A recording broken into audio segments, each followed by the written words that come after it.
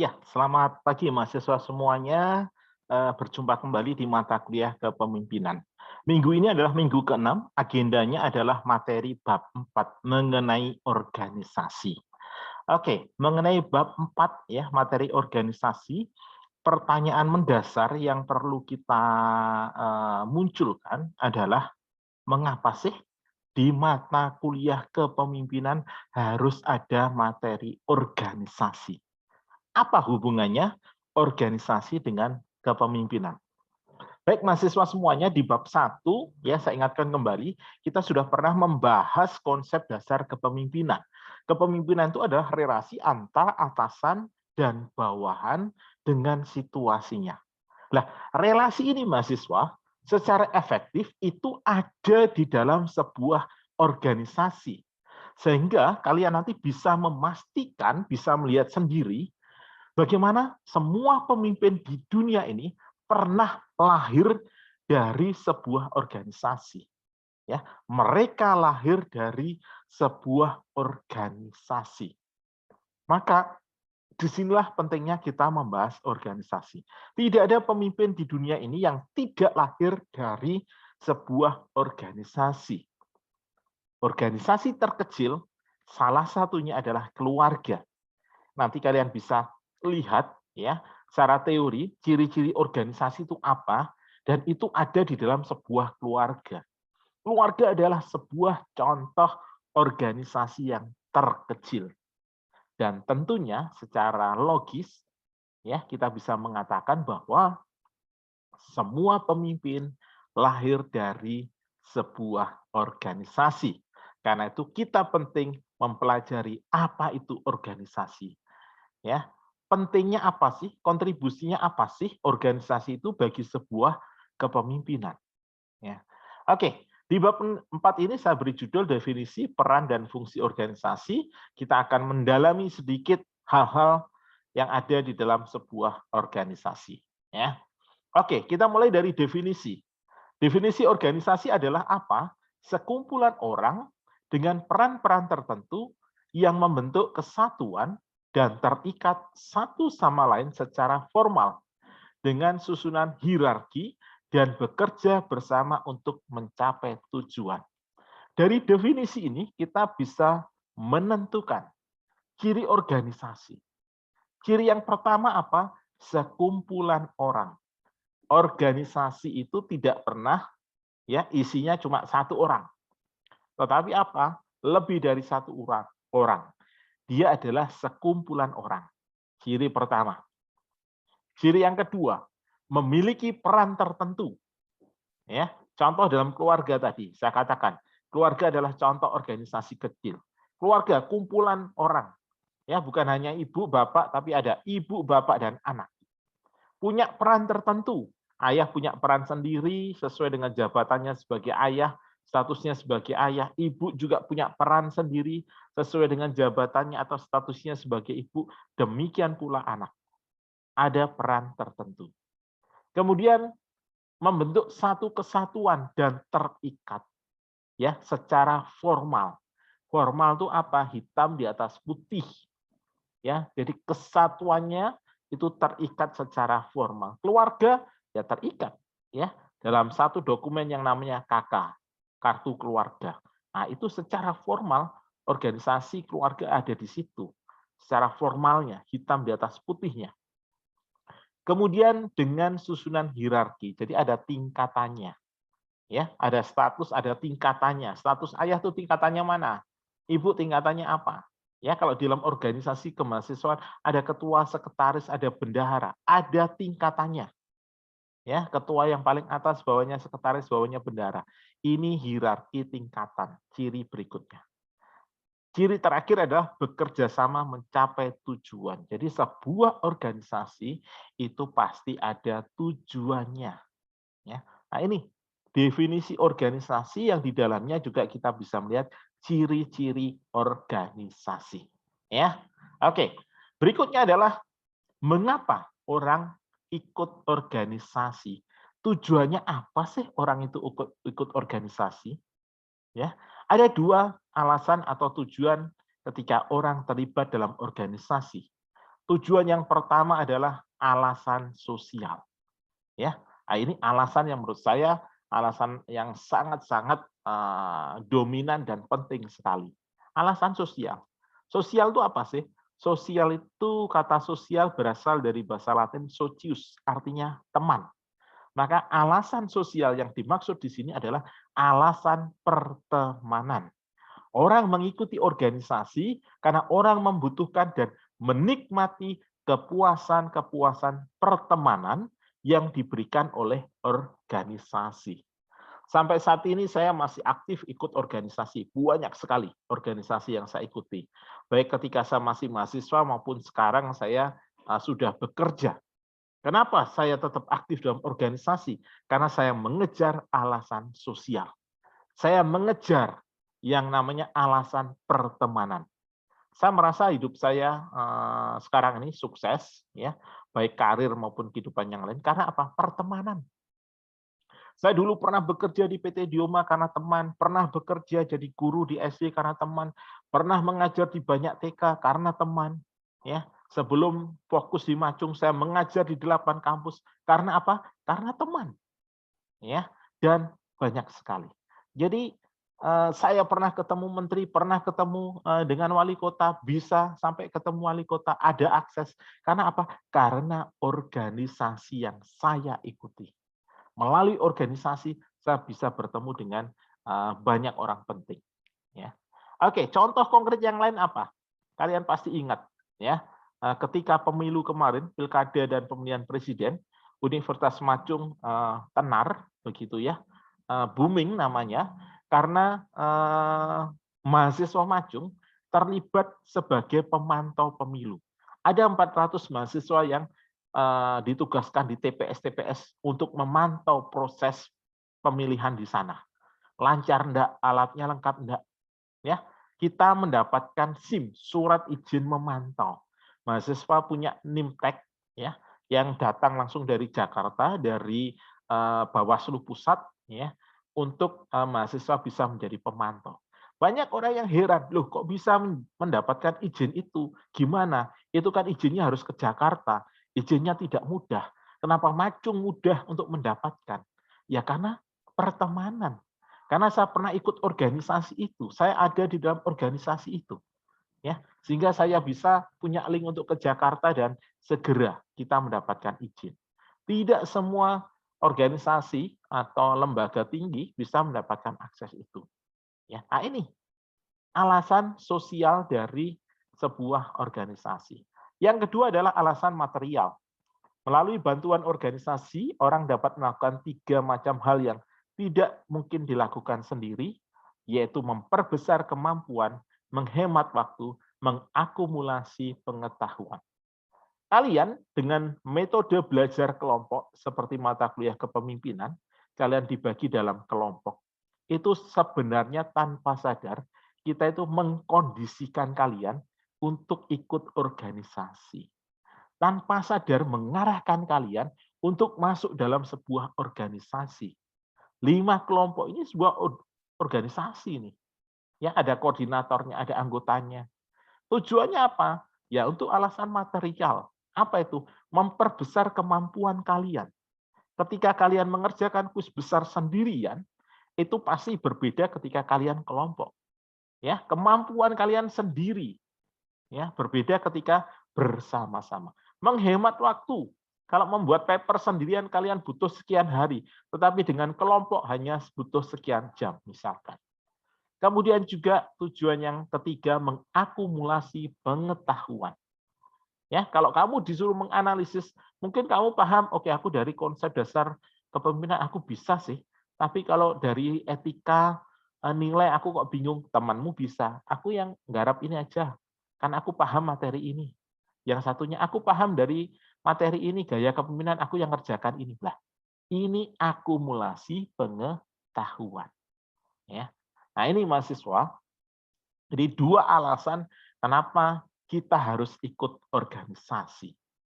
Ya, kalian harus bersyukur Macung itu luar biasa memaksa kamu untuk berorganisasi, terlibat di dalam kepanitiaan, ya.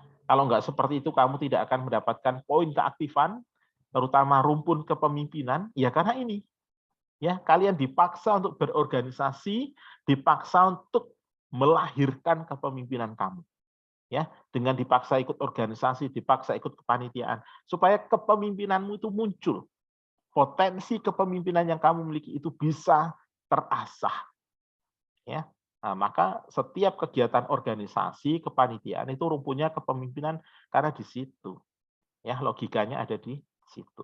Ya, oke. Maka dengan materi ini saya berharap kalian semakin semangat untuk ikut organisasi, ikut kepanitiaan, ya, karena ada banyak alasan yang menurut saya relevan dan sangat luar biasa, alasan pertemanan dan alasan material. Ya, oke. Berikutnya saya akan membahas beberapa hal yang ada di dalam organisasi untuk pengetahuan kalian, begitu ya. Pertama, definisi struktur organisasi. Ya, jadi kalau kalian berorganisasi harus ada yang namanya struktur organisasi. Apa itu struktur organisasi? Yaitu kerangka kerja di mana organisasi menunjukkan pembagian tugas, kemudian penyebaran SDM-nya, sumber daya manusianya, dan koordinasi antar departemen. Ya, pasti kamu sering melihat tuh. Ada struktur organisasinya enggak? Ada ini loh. Nah, ya, bagan-bagan di situ kan ada jabatan, ya, beserta tugasnya. Ketua, oh, sekretaris, oh, bendahara, ya, jabatan dan tugasnya adalah ini. Kemudian nama orangnya itu namanya penyebaran sumber daya. Ada siapa ketuanya? Agus, oke, sekretarisnya Nina misalkan. Ada nama SDM-nya. Dan yang terakhir ada garis koordinasi. Ya, garisnya habis ketua, di bawahnya sekretaris, bendahara, itu namanya garis koordinasi. Ya, oke. Berikutnya adalah bagian organisasi. Apa itu bagian organisasi? Bagian organisasi itu adalah tampilan visual yang menunjukkan struktur organisasi. Ya, biasanya kalau kamu masuk di ruang kepala sekolah, ya di kantor-kantor itu ada bagian organisasi, yaitu tampilan visual yang menunjukkan struktur organisasi, yang menunjukkan ketuanya siapa, sekretarisnya siapa, ada garis komandonya. Itu namanya bagian organisasi, ya. Oke, berikutnya spesialisasi kerja. Apa itu? Spesialisasi kerja adalah tingkatan sejauh mana tugas-tugas organisasi dibagikan ke dalam pekerjaan-pekerjaan individu yang lebih khusus. Ya, spesialisasi kerja itu contohnya konkretnya apa? Ketua, sekretaris, bendahara, koor. Ya, itu spesialisasi kerja. Di situ ada tugas-tugasnya ya yang harus dikerjakan. Ya. Berikutnya adalah rantai komando. Apa itu? Garis wewenang yang menghubungkan semua individu dalam organisasi. Ya, ada garis komando itu, garis-garis dari ketua, sekretaris, bendahara ke koor itu kan garis ya itu namanya rantai komando, yaitu garis wewenang. Berikutnya adalah wewenang. Apa itu wewenang? Ya, wewenang itu adalah hak formal dan sah dari seorang pimpinan atau manajer untuk satu, membuat keputusan, dua, mengeluarkan perintah, tiga, mengalokasikan sumber daya manusia untuk menghasilkan ya mencapai hasil yang diinginkan organisasi. Ini adalah wewenang. Wewenang ketua. Maka ketua ya bisa melakukan tiga hal ini. Membuat keputusan, mengeluarkan perintah, mengalokasikan sumber daya. Ya. Oke, berikutnya adalah tanggung jawab. Apa itu tanggung jawab? Kewajiban untuk melakukan tugas atau aktivitas yang telah diberikan kepada seorang karyawan. Contohnya, tanggung jawab dari bendahara adalah mengatur keuangan. Ya, maka itu adalah kewajiban kalau bendahara mengatur keuangan. Tidak bisa ditolak atau sekretaris. Oke, tanggung jawab sekretaris apa? Membuat notulensi. Maka ketika ada sekretaris yang ngomong, Pak, aku nggak bisa nulis notulensi, nggak usah tak kerja nih ya. Oh ya, nggak bisa. Kenapa? Karena itu adalah sebuah kewajiban. Tanggung jawab itu kewajiban. Ya, tidak bisa ditolak. Oke, berikutnya adalah delegasi. Apa itu delegasi? Delegasi adalah proses bagi seorang manajer untuk mentransfer wewenang dan tanggung jawab kepada bawahannya. Contohnya, ketua tidak bisa hadir rapat, dia delegasikan kepada sekretaris. Ya, maka ketua itu mentransfer wewenang dan tanggung jawabnya kepada sekretaris. Transfer itu apa sih? Memindahkan, transfer uang, memindahkan uang. Nah, kalau delegasi itu memindahkan wewenang dan tanggung jawab. Wewenang itu tadi, 3 hal tadi, tanggung jawab itu kewajiban. Maka ketika sekretaris mendapatkan delegasi dari ketua, maka dia harus melakukan 3 hal tugas tadi, dan itu tanggung jawab, kewajiban. Ya, tidak bisa ditinggalkan. Oke, berikutnya adalah peran dan fungsi. Ya, peran dan fungsi masing-masing jabatan. Ini contohnya adalah di organisasi bisnis. Ada top manager, manager, supervisor, operator. Masing-masing jabatan memiliki peran dan fungsinya sendiri-sendiri. Ya, semakin tinggi jabatannya, peran dan fungsinya semakin besar. Ya, top manager maka lebih besar dari manager, ya. Kemudian manager lebih besar dari supervisor, supervisor lebih besar dari operator. Ini peran dan fungsinya. Semakin tinggi jabatannya, semakin besar peran dan fungsinya. Ya, di organisasi lembaga kemahasiswaan apa Pak contohnya ya? Ketua, sekretaris bendahara. Ya, nah ini ada peran dan fungsi yang berbeda, sekretaris bendahara dan koordinator. Oke, next. Nah, ini yang terpenting ya. Struktur organisasi harus menunjukkan 4 hal ini. Ketika kamu ikut organisasi, sudah menentukan struktur organisasi, maka di dalam struktur organisasi itu harus ada 4 hal ini, yaitu jabatan, hierarki, dan fungsi. Jabatan itu apa? Ketua, sekretaris, koor itu jabatan. Hierarki, tingkatan. Mana yang paling tinggi? Ya, ketua, oke. Habis ketua apa? Bendahara, bukan sekretaris, oke. Nah, itu hierarki. Dan fungsi itu tentunya tugas-tugasnya. Harus ada wewenang dan tanggung jawab. Ketua itu wewenangnya apa? Tanggung jawabnya apa? Ya. Kemudian ada rentang kendali. Rentang kendali itu apa? Cakupan. Ya, cakupan wewenang dan tanggung jawab itu namanya rentang kendali. Sampai kemana? Tanggung jawabnya dia, wewenangnya dia sampai mana? Ya, itu ada di rentang kendali. Yang keempat adalah jalur komunikasi dan koordinasi. Garis-garisnya. Ya, jalur komunikasinya lewat mana? Ya, langsung atau melalui bagian yang lain. Itu namanya jalur komunikasi dan koordinasi. Ya. Oke, berikutnya sedikit tambahan dari kamu informasi mengenai jenis organisasi. Ya, secara umum ada 4 jenis organisasi. Ya, ini yang teori yang klasik ya, yang tradisional. Ada organisasi lini dan staf, organisasi fungsional, organisasi matriks. Pertanyaannya, Pak, dari 4 bentuk organisasi ini yang paling baik yang mana? Yang paling baik adalah organisasi apapun, pokoknya sesuai dengan kebutuhan. Kebutuhan apa? Organisasi. Contoh, ya, paling enak kita memberikan contoh organisasi bisnis. Ya, perusahaan, bisnis. Oke, perusahaanmu sebesar apa? Pak, kecil kok, aku hanya laundry. Oke, berarti laundry bentuk organisasinya apa? Struktur organisasi. Ya organisasi yang paling simpel. Ya, karena usahanya kecil kok. Maka bisa pakai organisasi lini. Ya. Oke, jadi ini adalah 4 jenis organisasi, penjelasannya seperti ini. Organisasi lini itu struktur organisasi yang paling sederhana dan simpel. Hanya 1 tingkat. Ya. Direktur boleh, langsung karyawan boleh. Manajer boleh, langsung karyawan. Ya, owner langsung karyawan boleh. Jadi tingkatannya hanya 1, ini yang paling sederhana. Kalau organisasi bisnis ya, apa? Misalkan yang tadi laundry ya cukup organisasi lini. Pak, saya ini diwajibkan untuk membentuk kelompok di kelas-kelas. Katanya Pak Felix organisasi. Memang bentuk organisasinya apa itu? Lini.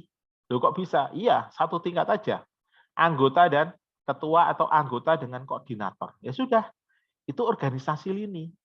Ya, itu sudah masuk dalam sebuah organisasi. Ya, oke, paham ya? Oke, berikutnya adalah organisasi lini dan staf. Jadi organisasi yang sangat birokratis, sangat formal dan normatif, umum diterapkan dalam sektor pemerintahan. Ada menteri, sekjen, dirjen, direktur, begitu ya. Nah, ini organisasi lini dan staf. Ada organisasi fungsional, artinya strukturnya menyesuaikan fungsi. ya, menggantikan organisasi yang birokratis, terdesentralisasi dan cepat dalam pengambilan keputusan, umum diterapkan di sektor swasta. Jadi perusahaan-perusahaan itu biasanya pakai organisasi fungsional sesuai fungsi. Jadi kalau fungsi itu ada dibutuhkan ya dibuat organisasinya. Kalau enggak ya enggak. Contohnya misalkan perusahaan ini udah besar, maka butuh bagian keuangan (FA), bagian marketing, bagian HR, dan bagian produksi. Maka dibuatlah struktur ini. Ya, ada presiden direktur, bawahnya boleh direktur. Ya, presiden direktur, ada direktur keuangan, ada manajer keuangan, ada supervisor keuangan, staf keuangan, begitu ya. Kemudian ada direktur marketing, manajer marketing, supervisor marketing, kemudian staf marketing, dan seterusnya. Jadi ini ke kanan, ke kiri, ini kan cuma 4, ini kan 4. Apakah bisa 3? Bisa, tergantung kebutuhan. Pak, marketing itu jadi satu dengan keuangan. Oke, silahkan. Maka di situ manajer atau direktur keuangan dan marketing, kemudian ada HR dan produksi. Nah, ini bebas menyesuaikan kebutuhan sesuai dengan fungsinya. Maka namanya organisasi fungsional. Yang berikutnya adalah organisasi matriks. Ya, menggunakan dua pendekatan fungsional dan produk. Umum digunakan di organisasi yang berbasis proyek. Nah, ini namanya organisasi matriks by project. Ya, misalkan proyek A itu pernikahan Agus. Ya, marketingnya siapa, keuangannya siapa, HRD-nya siapa, bagian operasionalnya siapa. Proyek B, pernikahan Benny misalnya. Proyek C, pernikahan Sisil. Jadi by project. Ya, biasanya kalau IO itu pakai organisasi matriks.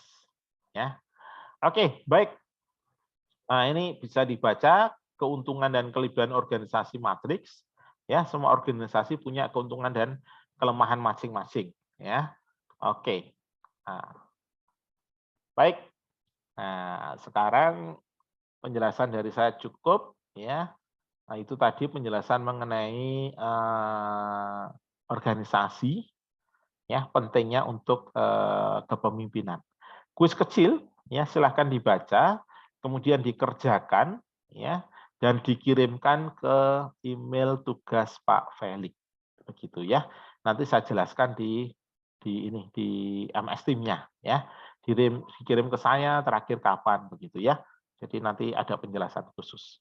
Ya, baik. Ini mahasiswa penjelasan saya mengenai materi bab 4, ya, peran fungsi organisasi bagi kepemimpinan. Nah, nanti tugasnya ketika kalian menganalisis kepemimpinan dari perspektif organisasi, apa Pak yang harus saya analisis? Ya, salah satunya adalah satu, dia ikut organisasi apa saja. Misalkan kamu menganalisis Jokowi, maka selama hidupnya Jokowi ikut organisasi apa saja. Kemudian perannya dia di situ sebagai apa? Ketua, anggota, atau pengurus atau yang lain. Ya, kemudian juga setelah kamu memetakan organisasi yang pernah diikuti, kira-kira kontribusinya dia apa dalam organisasi itu. Ya, jadi dia berbuat apa dalam organisasi. Oh, dia ketika ikut organisasi ini dia mampu membawa organisasi mencapai puncaknya misalkan dan seterusnya.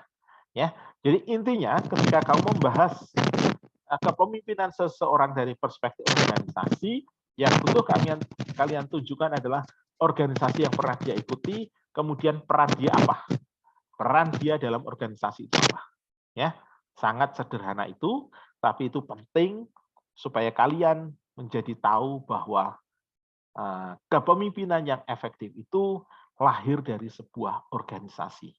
Maka ketika kamu ingin ya kepemimpinanmu terasah, ikutlah organisasi, ikutlah kepanitiaan. Tidak ada selama ini persyaratan beasiswa itu yang tidak meminta daftar organisasi yang pernah diikuti. Bahkan saya seringkali diminta untuk membuat rekomendasi. Ya, mahasiswa ini pernah ikut organisasi apa, pernah ikut kepanitiaan apa, itu saya harus menyampaikan. Kenapa? Karena itu menjadi pertimbangan. Ketika ada pelamar A dan B, A ini nilainya sangat bagus tapi tidak pernah ikut organisasi, yang B ini nilainya cukup tapi banyak ikut organisasi, maka perusahaan akan memilih B. Ya, kenapa? Karena dia pasti berpikir si B ini kepemimpinannya bagus daripada si A. Pintar secara akademik tapi tidak pernah ikut organisasi.